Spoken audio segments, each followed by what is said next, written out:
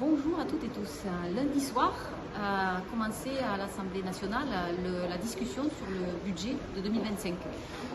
Pour financer ces mesures, le gouvernement a tout simplement prévu une saignée énorme dans nos dépenses publiques, puisqu'il est question de faire 60 milliards d'économies au total, et donc 40 milliards sur les dépenses publiques. Donc ce budget, en fait, qui est notamment validé par le Rassemblement national, ces 40 milliards, eh bien, le gouvernement ne va pas aller les prendre chez les plus fortunés et les grandes multinationales, il va aller le prendre sur le plus grand nombre, et notamment les classes moyennes et les plus précaires de ce pays. Notamment en ponctionnant nos services publics, à commencer par l'éducation nationale, avec 4000 postes en moins d'ici la rentrée prochaine.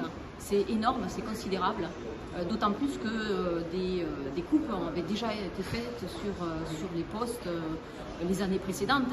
Voilà, c'est une continuité, c'est des milliers de postes qui ont déjà été supprimés.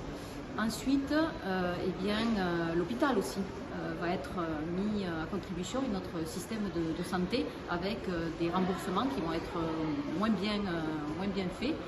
Le ministère de la Justice va être ponctionné, nos collectivités territoriales avec notamment le fonds vert qui va être diminué de 60%.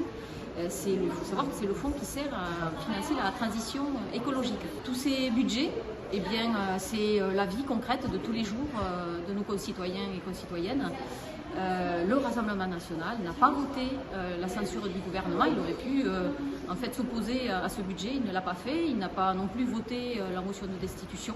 Donc on voit que l'extrême droite est l'assurance vie du gouvernement. Donc nous avons gagné en commission, le groupe de la France Insoumise, nous avons gagné des amendements pour augmenter les recettes, et notamment en prenant sur les plus fortunés de ce pays et les grandes entreprises. Ces amendements, nous allons continuer de les défendre à l'Assemblée nationale les jours prochains, et je serai présente dans l'hémicycle dans ce cadre.